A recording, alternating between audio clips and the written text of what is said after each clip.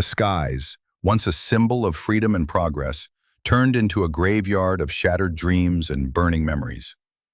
On what should have been a routine international flight, Air India flight AI-2164 took off from Mumbai, bound for London, carrying 265 souls, each one unaware that they were boarding their final journey.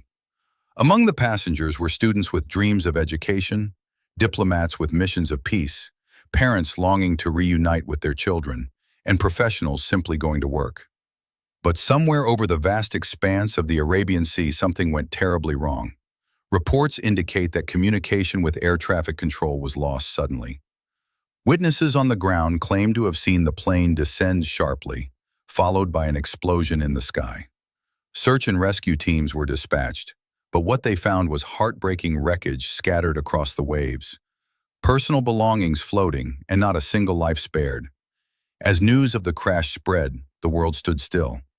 Families at airports received the gut-wrenching news no one ever wants to hear. Their loved ones would not be coming home. India mourned, the United Kingdom mourned, and quietly, in the heart of West Africa, a nation that had never expected to be involved in this tragedy was shaken to its core. Burkina Faso, 7 of its own citizens were aboard that doomed flight. For a small, proud nation already fighting its own internal battles for peace and progress, this was a painful blow. These were not just any passengers, they were voices of promise. A young girl, Fatima, who had just won a scholarship to study law in London, a musician who was going to perform at a cultural event in Paris, a diplomat en route to deliver a message of unity at the African-European Summit, and with them, their dreams, their heritage, their untold potential, were all lost in that cold stretch of ocean. Then came the voice of leadership, President Ibrahim Traoré, a figure admired not just for his political courage, but for his deep connection to the Burkinabe people, took to the national stage. His face bore the weight of sorrow, not just as a leader, but as a human being. Dressed in black, standing silently before speaking, the president didn't speak from a script. His words came from his soul. "We grieve not for 7 alone," he said. "We grieve for 265, because humanity knows no borders when pain strikes the innocent." His speech, broadcast live across Africa, soon went viral globally. What struck the world was not just the grief, but the strength in that grief. He declared a 3-day national mourning period with flags lowered, church bells ringing, and moments of silence held in schools, mosques, and markets across the country. In Ouagadougou, thousands gathered in Unity Square, holding candles, silently praying for lives they had never met, but now could never forget. The international response was swift. Leaders from across the world expressed condolences. Emmanuel Macron called President Traoré personally. The Prime Minister of India offered to send remains personally identified to families across borders. The African Union praised the president's stance as a symbol of global unity and tragedy. Tributes poured in poems, murals, songs, and digital memorials. Social media adopted the hashtag Sky265, and people from all continents shared the faces and names of those lost, reminding the world that this wasn't just an airline accident, it was a wound that cut through the heart of humanity. And through it all, President Traoré remained a steady flame in the storm. His daily updates, his public appearances at memorial sites, his hugs to the family, this was not politics. This was compassion in action.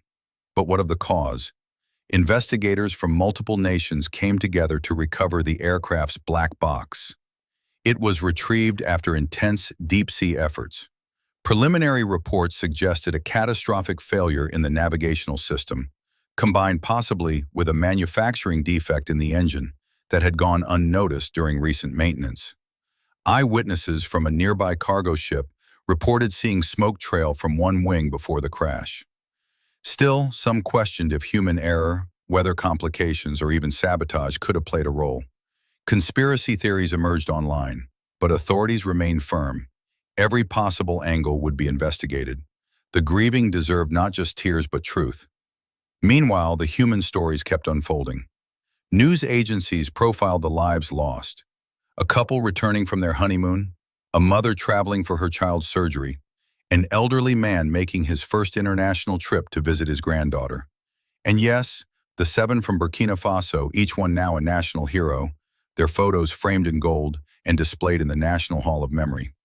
At one vigil, a little boy, just 10 years old, approached President Traoré and handed him a drawing. It showed a plane with wings turned into angels. The president broke down for a moment, openly weeping in front of cameras. That image, more than any speech, captured the world's grief. But grief was not the end of this story. Out of tragedy emerged movements. In India, the Aviation Board immediately grounded several aircraft for reinspection. In the UK, bereavement funds were created for families.